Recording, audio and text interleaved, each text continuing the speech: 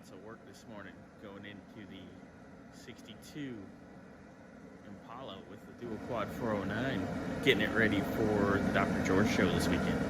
First thing we're going to do this morning, we're going to take out the points and we're going to install our Pertronix points eliminator kit, which I recommend for every classic car that has points. They just run so much better, start better, get better mileage, make better power, run so smooth. Alright, we got our cap off. Didn't have to undo any of the wires, which is always good. So our next step is going to be to remove these screws, get the points out of our hair, get the condenser back here out of our hair, and then we're going to install our Pertronix. They're all undone, condenser's undone. They're getting a little on the scuzzy side, but they're points. These are trash can fodder now. So all we have to do, undo our ground here at the coil, and away we go. Points and condenser assembly pulled out. Ended up just cutting the wire. A lot easier to snake it through. A lot of people pull a distributor for this. You don't need to. So there's our points. Here's our Pertronix sensor, which screws into the old location of our points. And here is our reluctor wheel, which goes underneath the advance plate and then comes through the rotor. One is taking the magnet ring and putting it over the advance weight assembly, which is always fun to wiggle, wiggle, wiggle. Then you put your 832 studs through the 1032 holes, and you set your rotor right back up on top of that. Tighten it up. To reinstall your rotor, you gotta pop out the screws that are halfway retained in there. If you pull them up far enough and then unthread them, they'll come right out.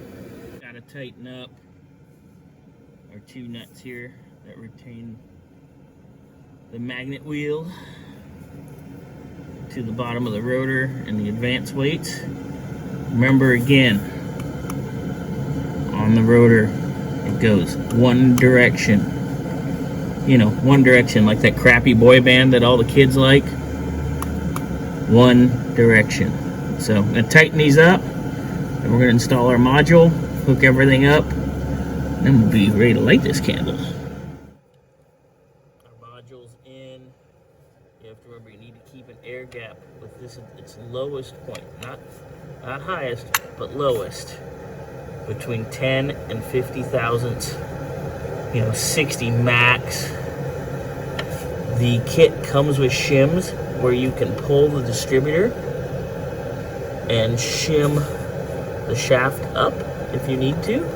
You can also take a pair of pliers and gently bend at the bracket on the back side of this module.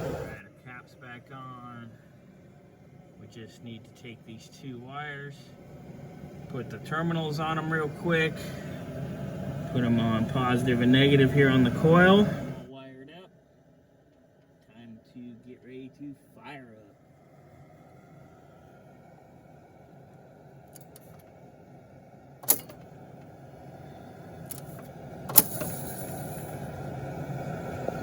The rear one's coming all the way back and everything.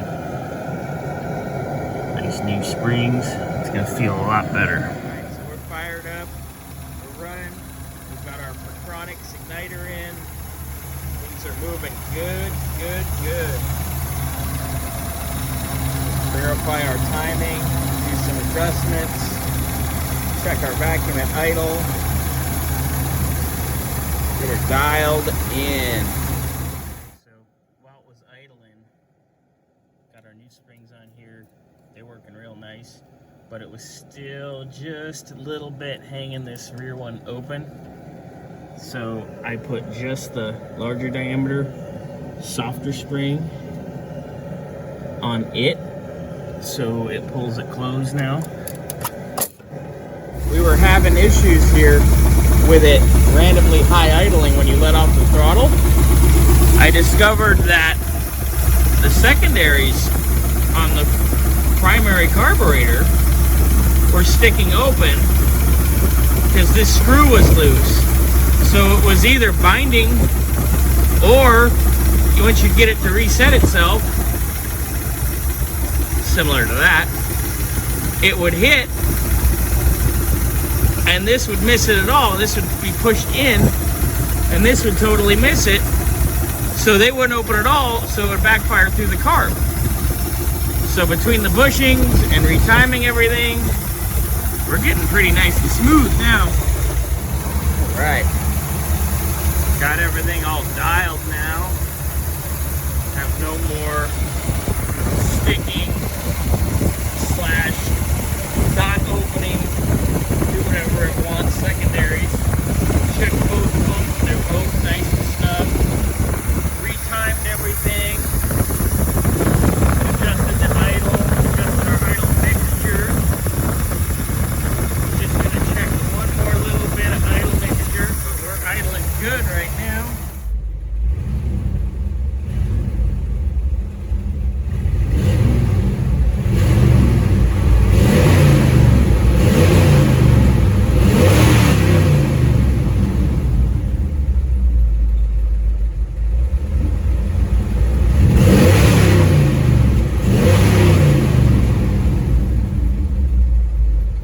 Happy camper.